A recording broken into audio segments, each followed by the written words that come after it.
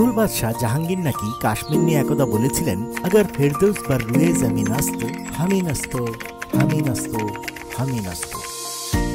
বাংলায় এই অমর পংক্তির অনুবাদ হলো, এই পৃথিবীর বুকে কোথাও যদি স্বর্গ থেকে থাকে তাহলে তা এখানেই, তা এখানেই, তা এখানেই। যদিও এই লাইনগুলো আসলে কবি আমির খসরুর লেখা নাকি অন্য কারো, তা নিয়ে ইতিহাসবিদদের মধ্যে মতভেদ আছে। কিন্তু এই জান্নাতি জাহান বা ভূস্বর্গ খেতাবের সবচেয়ে বড় দাবিদার যে কাশ্মীর, তা নিয়ে বোধহয় বিন্দুমাত্র বিতর্ক নেই। আর সেই ভূস্বর্গের বুকে আর 54 বছর ধরে এক টুকরো বাংলাদেশও যে বহাল তবিয়তে টিকে আছে এবং ক্রমশ বিখ্যাত হচ্ছে, বাংলাদেশি হিসেবে এই খবরও আমাদের মনে রীতিমতো রোমাঞ্চ জাগায়। আন্তবাণীর আজকের পর্বে আমরা জানব কাশ্মীরের বুকে এক টুকরো বাংলাদেশের গল্প। কাশ্মীরের রাজধানী শ্রীনগর থেকে প্রায় 80 কিলোমিটার দূরে বাংলাদেশ নামের গ্রামটির অবস্থান। বান্দিপোরা জেলার এই গ্রামটি দক্ষিণ এশিয়ার বৃহত্তম মিঠাপানির লেক উলার লেকের ঠিক কোল ঘেঁষেই। তবে নানা কারণে সোপোর বান্দিপোরা রোড হামেশাই বন্ধ থাকে বলে প্রায়শই পুরো উলার লেক পরিক্রমা করে পৌঁছতে হয় সেই গ্রামে। রাজধানী থেকে পাড়ি দিতে হয় অন্তত 100 কিলোমিটার রাস্তা। যেভাবে গ্রামটির নাম বাংলাদেশ হয়েছিল, সেই ইতিহাসটিও খুব চমকপ্রদ।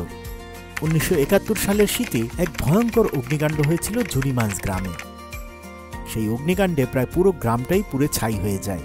গ্রামের একপাশে উলার লেকের কোল ঘেঁষে অনেকটা ফাঁকা জমি ছিল। তখন সেখানেই সর্বস্ব হারানো পরিবারগুলোকে নতুন করে ঘরবাড়ি তৈরি করে দেয় সরকার।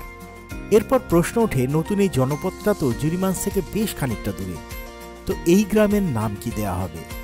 তখন বাংলাদেশের মহান মুক্তিযুদ্ধ সবে শেষ হয়েছে। 16 ডিসেম্বর ভারতীয় সেনা ও মুক্তিবাহিনীর কাছে পাকিস্তানি সামরিক বাহিনীর আত্মসমর্পণের মধ্য দিয়ে স্বাধীন ও সার্বভৌম একটি নতুন রাষ্ট্রের জন্ম হয়েছে। সারা পৃথিবীর সঙ্গে অগ্নিকাণ্ডে সর্বস্ব হারানো পরিবারগুলো সে খবর রেডিওতে শুনেছিল।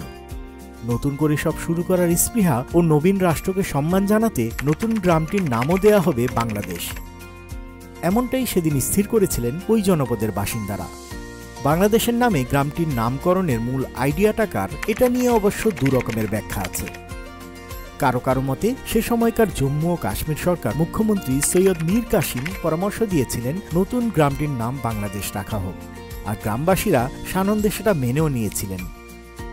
আবার কারো কারো মতে বাইরের কারো পরামর্শে নয়, গ্রামের তখনকার মুরব্বীরা মিলেই নতুন এই জনপদের নাম বাংলাদেশ দিয়ে তারা সদ্য স্বাধীন দেশটিকে স্বীকৃতি জানায়। দুটোর যে কোনো ব্যাখ্যাই সত্যি হতে পারে, তবে বাংলাদেশ নামটা নিয়ে ওই গ্রামের আলাদা এক রকমের গর্ব আছে। প্রথম দিকে নামটা মুখে মুখে চালু থাকলেও 2010 সালে বান্দিপোরা জেলার ডিস্ট্রিক্ট কমিশনার অফিসও বাংলাদেশ নামটিকে নথিভুক্ত করেছে। এখন প্রায় 70টি পরিবারের 350 লোকের বসবাস ওই গ্রামে। বাংলাদেশ গ্রামের বাসিন্দাদের জীবন জীবিকা অনেকটাই উলার লেক নির্ভর। তারা কেউ লেকে মাছ ধরেন, কেউ আবার লেকের তীরে হাঁসের চাষ করেন, অনেকে আবার নৌকায় লেকের বুক থেকে তুলে আনেন ওয়াটার চেস্টনাট। জলের যে কাঁটাওয়ালা ফসল, অনেকটা বাংলার পানি ফলের মতো দেখতে। কাশ্মীরিরা স্থানীয় ভাষায় বলেন সিঙ্গারা। উলার লেকের বুকে পদ্মবন থেকে পদ্মের কন্দ ও নদরু তুলে আনাটাও বাংলাদেশে অনেকেরই পেশা। এই নদরু দিয়ে তৈরি ইয়াখনি নামে একটি পদ কাশ্মীরে খুবই জনপ্রিয়। আর বাংলাদেশের নদরু এখন পাড়ি দিচ্ছে দিল্লি, মুম্বাই, ব্যাঙ্গালোরের বাজারেও।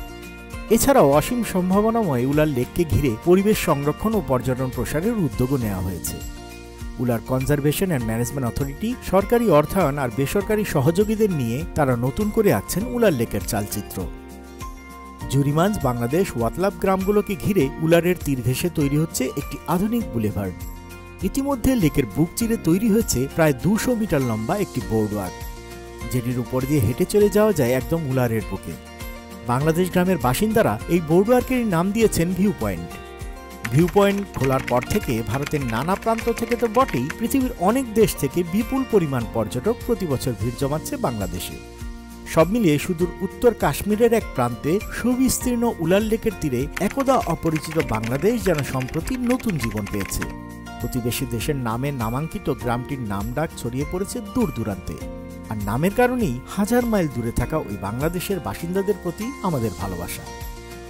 ভিডিওটি ভালো লাগলে সাবস্ক্রাইব করুন আর অপেক্ষায় থাকুন পরবর্তী ভিডিওর জন্য। আন্তবাণী, বাংলায় সারা বিশ্ব।